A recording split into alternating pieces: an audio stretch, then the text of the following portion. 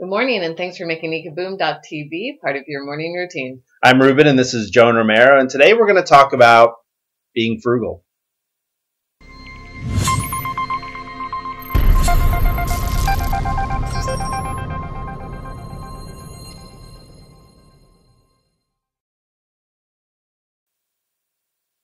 All right, so let's get down to business. Being frugal and how that helped your business. In a lot of ways, people think of being frugal as just helping you save your pocketbook. But in fact, being frugal can actually be beneficial in a lot of ways. That doesn't just help you save money, but it also can help you be healthier. It can help you be happier in a lot of ways. And of course, it will help your pocketbook as well. So if you're just starting out in your business, it's a good idea to be frugal. But even if you're an established business and a successful one, being frugal really frees you up to do a lot of other things as well. For instance, if you want to invest in something, you want to buy a piece of equipment or buy a new piece of software or do something new, it allows you to have money to be able to do some of those things. And there's been times when we've had money and we've been very frugal, despite those things. For instance, there was a conference a few years ago, and the people who are putting on the conference, bring this up constantly. We actually had the money to fly down, but we were actually looking at purchasing a business. And so we had some money set aside, and we're thinking, okay, we're not sure how these negotiations are going to go, how much money we're going to need in the end, So we just thought, okay, I'm going to take a bus down. It was a 20-hour bus ride. Niagara Falls, New York. To Atlanta. It was pretty crazy. I don't know if I'd do that again.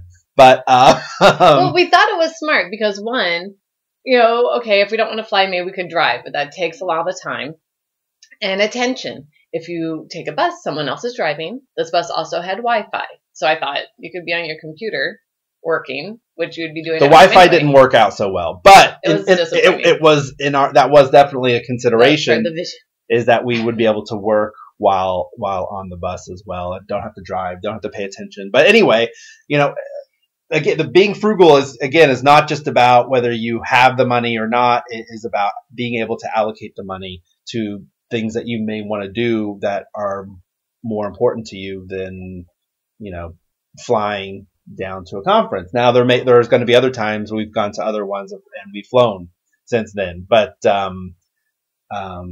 at that time it made a lot of sense for us to be frugal. But now there's also ways you can be frugal in everyday life. That's right. So one of our favorite things, something you do 3 times a day, every day, is you eat. So if you can be frugal in your eating, but also healthy at the same time, that will give you more freedom. Yeah, one of the things that we love right here, these are pinto beans. Dry pinto beans. We don't really eat pinto beans from a can. First of all, I don't really like them.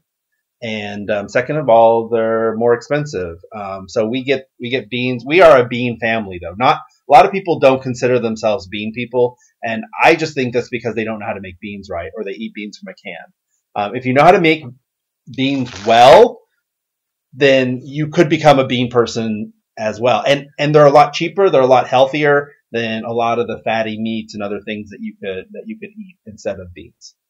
Yeah. So we are Romeros. I learned how to cook beans from my mother-in-law, who learned from her mother-in-law, who was from Mexico. And a lot of people who said that they don't like beans have had our beans and decided that beans can be okay. Beans are actually pretty good. In fact, they ask for them, or at least want the recipe so that they can learn to make them at home. So it does take some practice. Yeah. Now, in our family, we could eat beans every meal pretty much. My son actually boasts that he's like, hey, today I had beans for breakfast, lunch, and dinner. We love beans in our house. Beans and rice are really our staple. They are less expensive. They are healthier, but they can also be good. I mean, you can enjoy them as well. They're not just a healthy and cheap alternative, but they can be really good if you prepare them well. That's right. All right. So another thing that we do daily is we clean and shower and wash our hair. I don't wash my hair daily, but maybe every other day. But regularly, you want to wash your hair. So this is something that a friend of mine on Facebook introduced to me as just a healthy alternative. Yes, this is actually a miracle product right here. It's just baking soda. It can be used for many, many things, and we'll let you Google those, or we'll do another episode on them. I guess today, though, we're going to talk about using it to wash your hair. So the simple recipe is 1 tablespoon baking soda, 1 cup water. You rinse, clean your scalp with it. Don't leave it in too long. It will dry out your hair. And then 1 tablespoon apple cider vinegar to 1 cup of water as a rinse. The thing that I've heard from other people who have tried this is my hair gets dirty, which I don't understand because these are cleansers and rinsers. But I think what she means is when you're brushing your hair, you kind of get some gunk in your brush. But to me, that makes a lot of sense. That's not really a good selling point. Well, listen to this, because if you think about the different products you put in your hair, and if you imagine putting that on a hairbrush, your hairbrush would get gunky and then you're putting it into your hair. Because essentially that's what's happening, is your scalp is creating everything you need for healthy hair, and you're just pulling it from your scalp down to the ends of your hair. I heard 100 strokes a day is a good rule of thumb. I don't know. But I do find that the more I brush my hair, the shinier and healthier it looks, and then I need to keep cleaning it. So you do need to find ways to clean out your brush, and you will want to Google a non-shampoo method for cleaning your hair, because if you want to try it, you're going to need more information than what I just gave you. Yeah, I actually use the baking soda to wash my hair every day. I really like it. I was using dandruff shampoo, anti-dandruff shampoo. Although sometimes it does seem like it was dandruff shampoo, because it really didn't help with dandruff. Although I find that the baking, sometimes it felt like I did. Sometimes it felt like using dandruff shampoo actually created dandruff more than it prevented it. But I use the baking soda now pretty much every day. I don't use the vinegar every day. I do it every few times. And I find that it washes really well. I tend to have very greasy hair. If I don't wash it, it gets very greasy, and I don't find that my hair gets greasy using the baking soda with water. So it's actually a really great way to do it. And in fact, even though it's really good to save money, especially if you're starting a business, you don't have a lot of money or whatever, it actually was something we started doing, not because we needed to or we couldn't afford shampoo, but just as a healthier alternative, and it is a cheaper alternative as well. Those are our favorites, and they go hand in hand. Better for you, less expensive. It's a no-brainer for me. All right, so our last word of advice on being frugal: you can work from home. We love working from home. Working from home, helps save the environment. It helps, because you're not putting gas in the car. It helps save your time. That's really our biggest one. Because I hate commuting. I hate being in the car. It just seems like such a time waste. And it's not.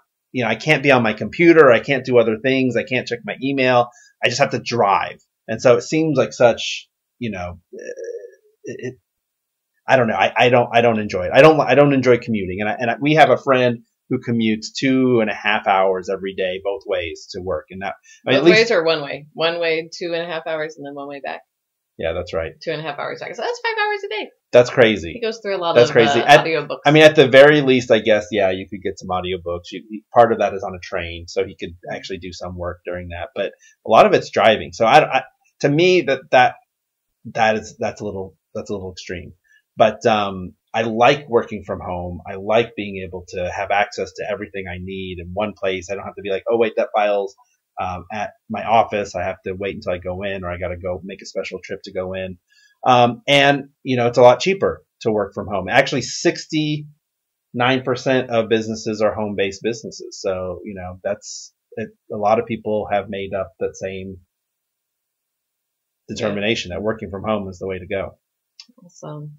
All right. Well, thanks for subscribing, liking, and sharing your thoughts in the comments below. Have a great day.